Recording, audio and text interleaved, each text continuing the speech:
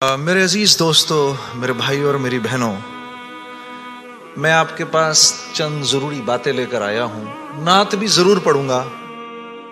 میں حیران ہوتا ہوں کہ اللہ نے یہ نعت پڑھنے کا سلسلہ شروع کروا دیا، کیونکہ تبلیغ میں نکل کے ہر ایک کی ناک میں کنڈا ڈالنا مشکل ہو جاتا ہے، تو وہ اللہ نے کوئی نعت کے ذریعے کچھ، اب آپ لوگ سب نعت سننے آئے ہوئے ہیں، تو اسی چکر میں آپ کو دو چار اپنی مرضی کی باتیں بھی سنا دیتا ہوں، پھر میں نعت بھی سنا دیتا ہوں۔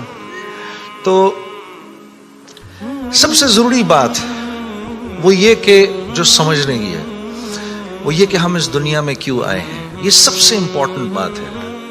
ہم اس دنیا کے اندر آئے ہیں ایک شاندار آخرت بنانے کے لیے۔ ہم اس دنیا میں کیوں آئے ہیں؟ ایک شاندار آخرت بنانے کے لیے۔ جو اس نیت سے دنیا میں زندگی گزارتا ہے، اللہ رب العزت دنیا اس کی خود بناتے ہیں۔ انسان اپنی محنت سے اپنی دنیا نہیں بنا سکتا۔ انسان اپنی محنت سے اپنی دنیا نہیں بنا سکتا۔ وہ اپنے آپ کو نہیں بنا سکتا تو باقی دنیا کیا بنائے گا؟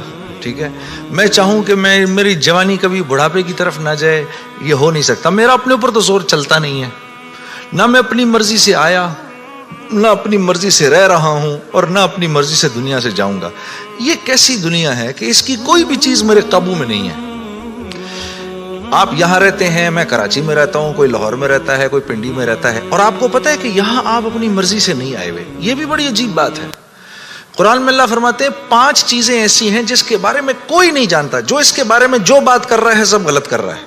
5 چیزیں کون سی ہیں؟ سب سے پہلے ان اللہ عندہ علم الساعہ، اللہ کہتے ہیں سوائے اللہ کے کوئی نہیں جانتا قیامت کب آئے گی۔ وَيُنَزِّلُ الْغَيْثَ، بارش نے کب، کہاں اور کتنا برسنا ہے کوئی نہیں جانتا۔ رزق کس کے پاس کتنا پہنچے گا اللہ فرماتے ہیں کوئی نہیں جانتا، صرف میں جانتا ہوں۔ وَيَعْلَمُ مَا فِي الْأَرْحَامِ، ماں کے رحم میں یہ تو معلوم کر لیتے ہیں کہ بیٹا ہے یا بیٹی ہے، لیکن اللہ فرما رہے ہیں یہ نہیں معلوم کر سکتے کتنا جیے گا، کتنا کہاں رہے گا، کیا کھائے گا، کیا پیے گا، نیک ہوگا، بد ہوگا، فرما بردار ہوگا، نافرمان ہوگا، اللہ فرماتے کوئی نہیں جانتا۔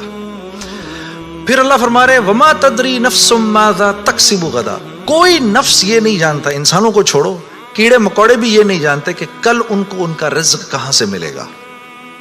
مجھے نہیں پتا تھا کہ آج میں کھانا یہاں بیٹھ کے کھاؤں گا، کوئی آئیڈیا نہیں۔ اللہ کہتے کوئی نہیں جانتا۔ پھر اللہ کہہ رہے ہیں 5ویں چیز وما تدری نفس بأی ارض تموت، کسی نفس کو نہیں پتا کہ اس کو موت کب آئے گی اور کہاں آئے گی۔ سلیمان علیہ السلام کے دور میں ملک الموت سے سلیمان علیہ السلام کی بڑی دوستی تھی، تو ملک الموت حضرت عزرائیل علیہ السلام یہ سلیمان علیہ السلام کے دربار میں اکثر آیا کرتے تھے۔ تو ایک دن دربار میں آئے تو ایک آدمی کو بار بار دیکھ رہے، وہ گھبرا گیا۔ کسی کو ملک الموت دیکھے اس کی ویسی جان نکل جائے گی کہ یہ مجھے، اور وہ بھی بار بار دیکھے تو ویسے ہی ہوش اڑ جائیں گے۔ تو اس نے سلیمان علیہ السلام سے کہا کہ جی ملک الموت مجھے بار بار دیکھ رہے ہیں، آپ ایسا کریں مجھے تو ہندوستان پہنچا دیں۔ تو انہوں نے ایک جن سے کہا اس کو ہندوستان پہنچا دو، تو ہندوستان پہنچا دیا ان کو۔ تو بعد میں سلیمان علیہ السلام نے ملک الموت سے پوچھا کہ تم اس آدمی کو بار بار کیوں دیکھ رہے تھے؟ کہتے میں حیران ہو رہا تھا کہ اللہ نے مجھے کہا کہ اس کی جان ہندوستان میں نکالو، یہ یہاں کھڑا کیا کر رہا ہے؟ وما تدری نفس بأی ارض تموت، کسی نفس کو نہیں پتا اس کو اس کی موت کل کہاں آئے گی۔ یہ 5 چیزیں کوئی نہیں جانتا۔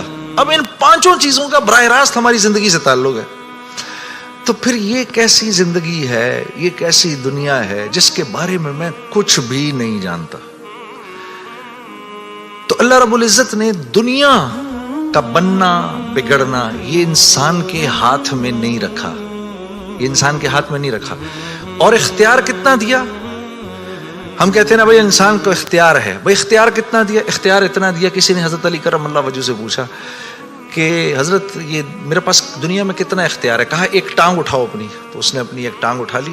کہا جی دوسری اٹھاؤ، کہا جی وہ نہیں اٹھا سکتا۔ کہا بس اتنا اختیار ہے تیرے پاس، انسان کے پاس اتنا اختیار ہے۔ اور جو اختیار ہے وہ کیا ہے یہ جاننا بڑا ضروری ہے۔ انسان کے پاس کیا اختیار ہے؟ اللہ نے انسان وہ واحد مخلوق ہے پوری کائنات میں جو اپنی جان کے استعمال کو بھی جانتی ہے اور چیزوں کے استعمال کو بھی جانتی ہے۔ انسان کے علاوہ اور کسی مخلوق کو یہ نہیں پتا کہ میں نے اپنی جان کو کیسے استعمال کرنا ہے اور چیزوں کو کیسے استعمال کرنا ہے۔ گھوڑے کو نہیں پتا کہ میں نے اپنے آپ کو کس کام میں لگانا ہے اور میں نے بکری کا کیا استعمال کرنا ہے۔ بکری کو نہیں پتا کہ میں کس کام کے لیے دنیا میں آئی ہوں. اس کو کوئی آئیڈیا نہیں ہے کہ بلی کا میں نے کیا استعمال کرنا ہے. بلی کو نہیں پتا میں کیوں آئی ہوں, اور بلی کو یہ بھی نہیں پتا کہ میں نے کتے کے ساتھ کیا کرنا ہے. ٹھیک ہے. انسان وہ واحد مخلوق ہے جس کو اللہ نے یہ شعور دیا, فَأَلْهَمَهَا فُجُورَهَا وَتَقْوَاهَا. اف میرے دوستو, یہ وہ آیت ہے جس کو اللہ نے 7 قسمیں کھانے کے بعد بیان کیا. 7 قسمیں کھائیں اس آیت کو بیان کرنے سے پہلے. جیسے میں کہوں میری بہن اللہ کی قسم, رسول کی قسم, قرآن کی قسم, تیرے باپ کی قسم, تیری ماں کی قسم, 6 قسمیں تو یہ کھائیں. پھر آخر میں فرمایا وَنَفْسٍ وَمَا سَوَّاهَا. اچھا چل کسی کی قسم نہیں مانتا تو میرے بندے مجھے تیری جان کی قسم, فَأَلْهَمَهَا فُجُورَهَا وَتَقْوَاهَا. کل قیامت کے دن آ کے مجھے نہیں کہنا یا اللہ مجھے نہیں پتا تھا سیاہ کیا ہے اور سفید کیا ہے. مجھے نہیں کہنا کل یہ قیامت کے دن, کیونکہ فَأَلْهَمَهَا الہام کیا ہے, میں نے تجھے الہام کیا ہے. اچھائی اور برائی کا فرق میں نے تیرے اندر ڈالا ہے اور یہ ڈال کے تجھے دنیا میں بھیج دیا ہے. جیسے کوئی بھی معاشرہ ہو اس میں سچ اچھا سمجھا جاتا ہے, جھوٹ برا سمجھا جاتا ہے, چاہے وہ مسلمانوں کا معاشرہ ہو چاہے غیر مسلموں کا ہو. بےایمانی ہر معاشرے میں بری سمجھی جاتی ہے, ایمانداری ہر معاشرے میں پسند کی جاتی ہے. راست بازی, سچائی, بینگ اپ رائٹ, یہ ہر معاشرے میں پسند کیا جاتا ہے, اور ظلم ہر معاشرے میں برا سمجھا جاتا ہے. جسٹس ہر معاشرے میں اچھا سمجھا جاتا ہے, قتل ہر معاشرے میں برا سمجھا جاتا ہے. تو اللہ پاک فرما رہے یہ چیزیں دے کے میں نے تمہیں دنیا میں بھیجا ہے, میں نے تمہیں تمہاری جان کا استعمال بتا دیا, چیزوں کا استعمال بھی سکھا دیا. تو یا اللہ میں نے جان کا کیا استعمال کرنا ہے, میں نے جان کا کیا استعمال کرنا ہے. تو اللہ پاک فرما رہے قد افلح من زکاہا, تو نے اپنی جان کا تزکیہ کرنا ہے تو تو کامیاب ہو جائے گا. وَقَدْ خَابَ مَنْ دَسَّاهَا, اور اگر اپنے نفس کو تو نے کھلا چھوڑ دیا تو برباد ہو جائے گا. اب ان 2 باتوں پر علماء نے تفسیروں کی تفسیریں لکھ دی ہیں. اب نفس کا تزکیہ کیا ہے؟ نفس کو ہر اس چیز سے روکنا جس کو اللہ نے منع کیا ہے, یہ نفس کا تزکیہ ہے. سامنے نامحرم عورت ہے, اب نہیں دیکھ سکتے اس کو.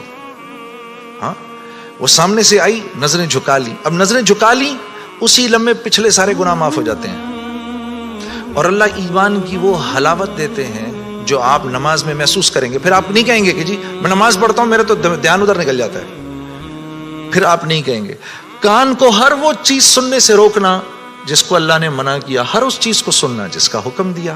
ہاتھ کو ہر اس جگہ استعمال کرنا جس کا حکم, ہر اس چیز سے روکنا جس سے منع کیا. تو نفس کا تزکیہ اللہ فرما رہے ہیں جب تم دیکھ دیکھ کر میری رعایت رکھ کے زندگی گزارو گے تو تم اس دنیا میں کامیاب ہو جاؤ گے. اور تمہیں کامیاب کون کرے گا؟ ہم کریں گے. تم خود کامیاب نہیں ہو سکتے. ہاں یہ موت کے بعد ہوگا. فرشتے اعلان کریں گے وَلَكُمْ فِيهَا مَا تَشْتَهِي أَنفُسُكُمْ. اب کیونکہ تم نے دنیا میں تو ویسے کر لیا جیسے اللہ نے چاہا, ٹھیک ہے, اللہ کی رضا پر راضی رہے, تو اب وَلَكُمْ فِيهَا مَا تَشْتَهِي, اب جو کچھ تم چاہ رہے ہو انفسکم وہ پورا ہوگا. کیوں؟ نزلا من غفور الرحیم, کیونکہ تم اب غفور الرحیم کے مہمان بننے والے ہو. تو اب جو چاہو گے پورا ہوگا. اب کہہ لو مجھے اتنے بڑے بڑے گھر چاہیے, مجھے اتنی اتنی بیویاں چاہیے, اتنی اتنی حوریں چاہیے. دنیا کی عورتیں کہہ دیں کہ مجھے اس کی شکل دوبارہ نہیں دیکھنی. ہاں جی, میں آ رہا تھا نا ادھر, تو اب میرے سفر میری بیوی تنگ آ گئی تھی. تو مجھے کہنے لگی کہ اب آپ کیا کر رہے ہیں؟ میں نے کہا عائشہ اتنا بڑا کام ہے, مجھے جانے دو. تم جنت میں میرے سے 500 سال پہلے نہیں جانا چاہتی؟ تو کہنے لگی وہاں بھی اکیلا ہی بھیجنا.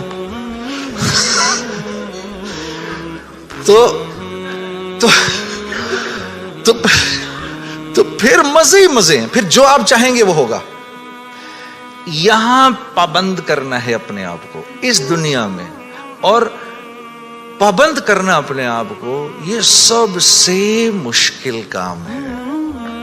یہ سب سے مشکل کام ہے اپنے آپ کو پابند کرنا. دیکھو انہوں نے اپنے آپ کو پابند کیا, मेडिकल कॉलेज का तो डॉक्टर बन गए। वहां जो सीनियर डॉक्टर्स ने कहा वही किया। सुबह कहा 8 बजे पहुंचना है, 8 बजे पहुंच गए। वहां पर जिस पीरियड में, जिस क्लास में, जिस डिपार्टमेंट में उन्होंने कहा जी पढ़ो, पढ़ते रहे। उसके बाद 4-5 साल अपने आप को पाबंद ही तो करके गुजारा, तो 5 साल के बाद डॉक्टर बन गए। आदमी को अपने आप को पाबंद करना पड़ता है। दुनिया में जिस चीज को हासिल कर रहे हैं उसके लिए अपने आप को पाबंद करना जरूरी है। तो दीन, और फिर क्या है, जब पाबंद किया तो अब डॉक्टर बन गए। अब डॉक्टर बनने के बाद डॉक्टर बनने के जितने नफे हैं अब वो कमाएगा। ये सीधी सी बात है। तो दीन के नफे उठाने के लिए, कि मैं दीन के नफे उठाऊं, अल्लाह ने जो हुक्म दिया उसके मैं नफे उठाऊं, उसके लिए पहले हमें अपने आप को पाबंद करना पड़ेगा। उसी तरह से अल्लाह जैसे कह रहे हैं, जब वो पाबंद कर लेगा तो फिर उसके नफे उठाएगा, और जो जितना पाबंद कर लेगा उतने ही नफे उठाएगा। जैसे 1 गज जमीन भी जमीन है और पूरी दुनिया भी जमीन है। जिसके पास 1 गज जमीन है वो 1 गज जमीन जितने फायदे उठाएगा, जिसके पास पूरी दुनिया है वो पूरी दुनिया के फायदे उठाएगा। तो जिसकी जिंदगी में जितना दीन है उसने दुनिया में नफे उठाने हैं। जिसकी जिंदगी में जितना कम दीन है, फिर क्या है, मसाइब उसको घेर लेते हैं, मसाइब उसको घेर लेते हैं, हालात उसको